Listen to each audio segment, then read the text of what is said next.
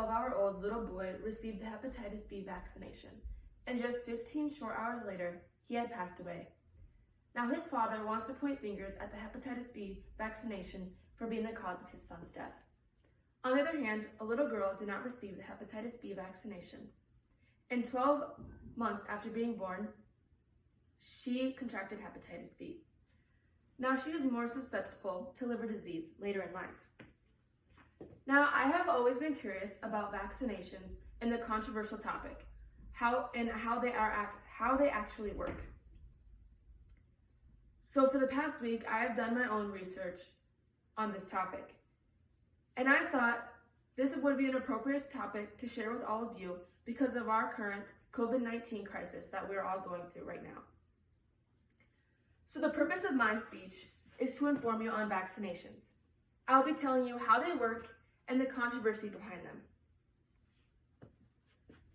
First, here's a slide that shows the amount of children that have received vaccinations in the birth year of 2012 and 2013.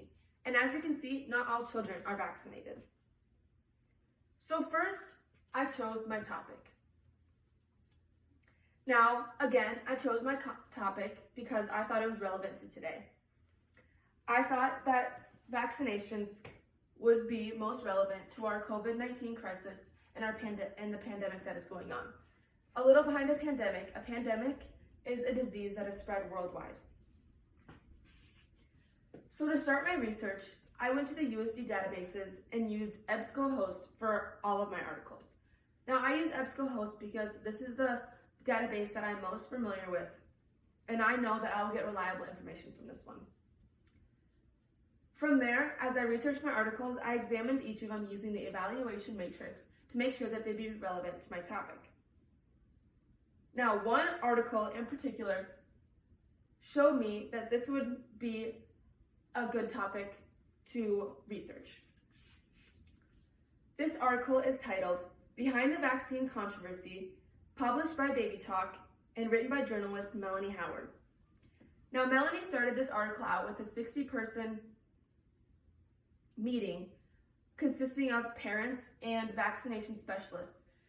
These vaccination specialists were there to provide these parents with any questions that they may have about vaccinations and to show them the truth on vaccinations. Now, after a 2-hour meeting, most of these parents did not get the information and the questions answered that they would like.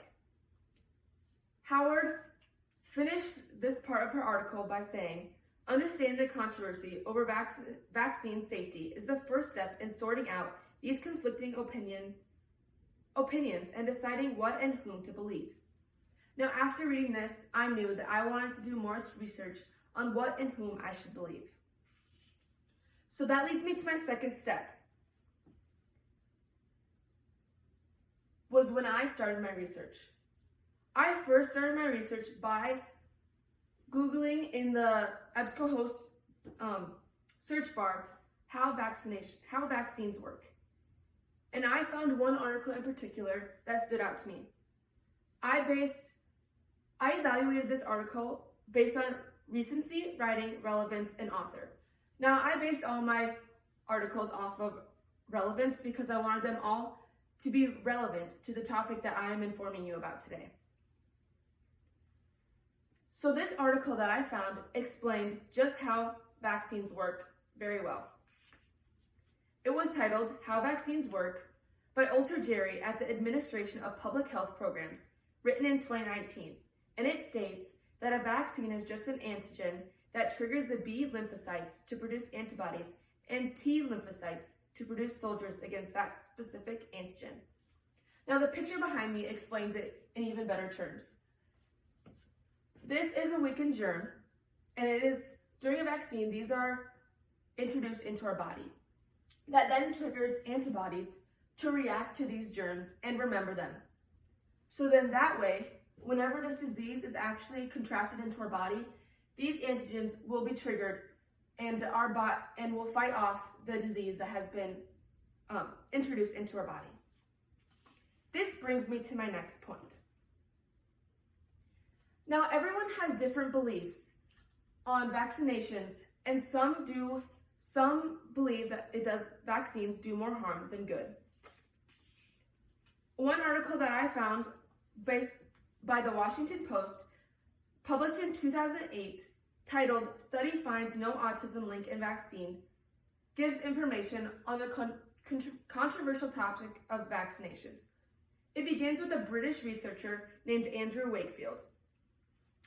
And in February of 1998, Wakefield did a research on vaccinations, and it says that 12 children with autism and other behavioral problems suggested the onset of their behavioral abnormalities was linked to receiving the MMR, or the measles, mumps, and rubella vaccine.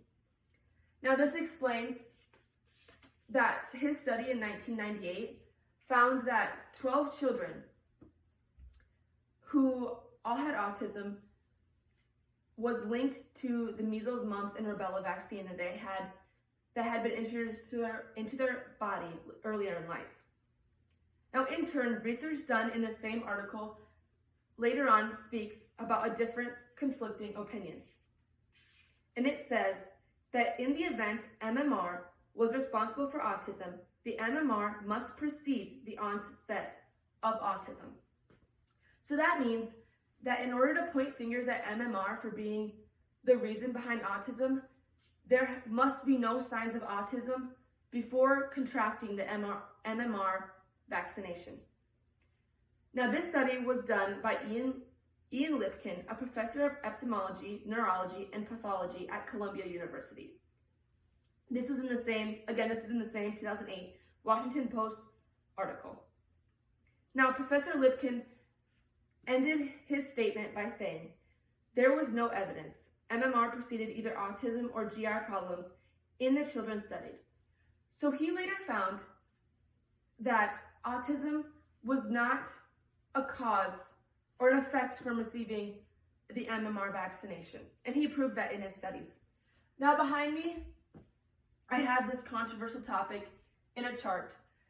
This is on a question that people were asked if they believe that autism comes from vaccinations. And in blue here, it means no, they do not believe. And in green, or blue means that they believed, and green means that they did not believe that autism came from vaccinations. And as you can see, more people think that autism does not actually come from these vaccinations. Now, this leads me into my conclusion. To summarize, I talked about how I picked my topic based on the pandemic we are facing today, how vaccinations work, and finally, the controversy behind them. So overall, the purpose of my speech was to inform you on vaccinations. Many of us have controversial theories over vaccinations, so I suggest we all do research before coming to a conclusion.